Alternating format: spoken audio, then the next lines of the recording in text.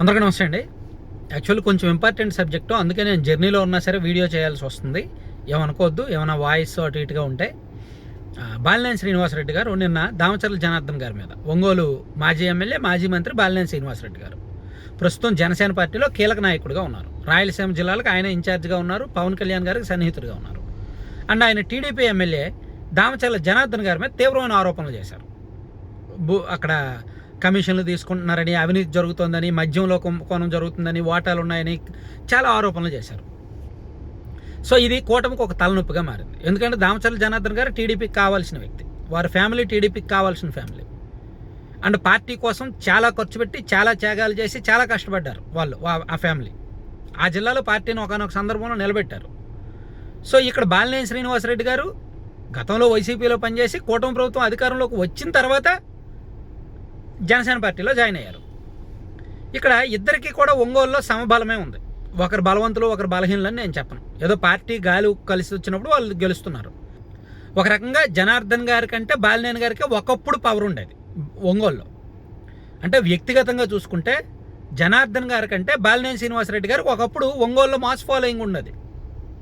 కానీ ప్రస్తుతం అయితే జనార్దన్ గారికే కొంత ఉంది. దానికి కారణం ఏంటంటే గతంలో బాలినేని గారు గత 5 ఏళ్లలో, అంటే వైసీపీ ప్రభుత్వం ఉన్న 5 ఏళ్లలో చేసిన కొన్ని తప్పుల కారణంగా బలహీనపడ్డారు. కాన్స్టిట్యున్సీలో తన సొంత వర్గాన్ని దూరం చేసుకున్నారు.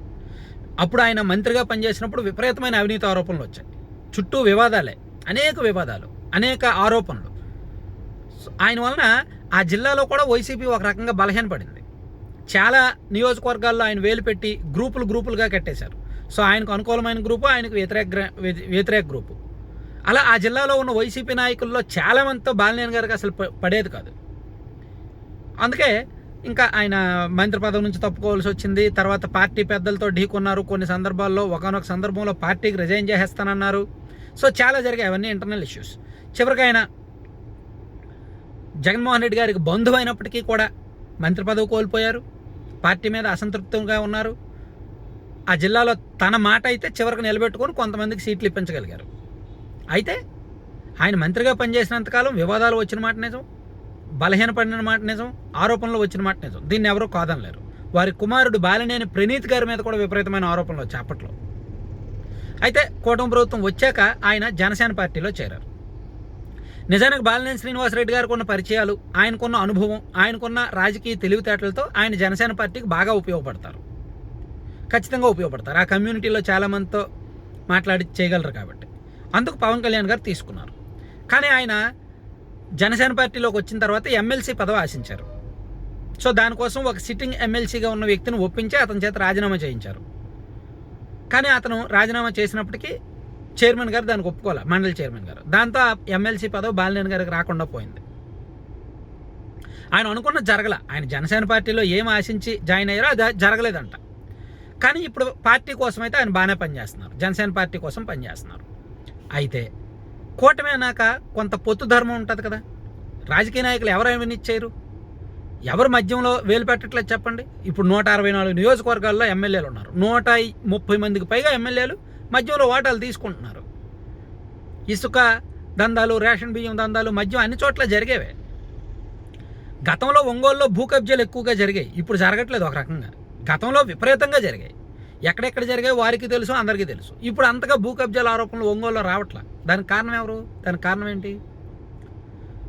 సో అవన్నీ చెప్పుకుంటే గతంతో పోలిస్తే ఇప్పుడు కొంత ఆరోపణలు తక్కువే, గతంతో పోలిస్తే ఇప్పుడు కొంత వివాదాలు తక్కువే.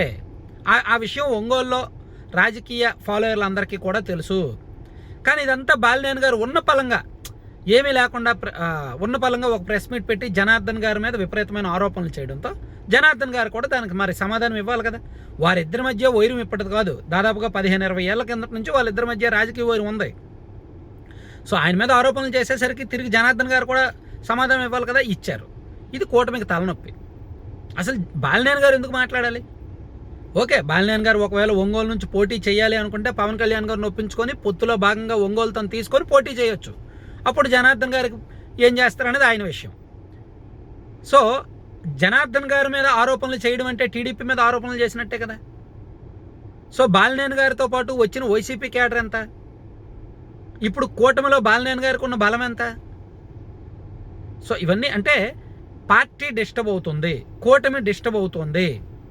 ఆయన గతంలో వైసీపీలో ఉన్నప్పుడు ఎటువంటి వివాదాల కేంద్ర బిందువుగా మారారో ఇప్పుడు కూడా అటువంటి వివాదాల కేంద్ర బిందువుగా మారుతున్నారు.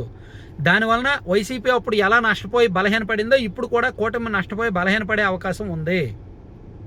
సో అందుకని కొంచెం కూటమి పెద్దలు కల్పించుకుంటే మంచిది. లేకపోతే మాత్రం ఆ జిల్లాలో ఇతర నియోజకవర్గాల్లో కూడా ఈ ప్రభావం గట్టిగా ఉంటుందన్నమాట.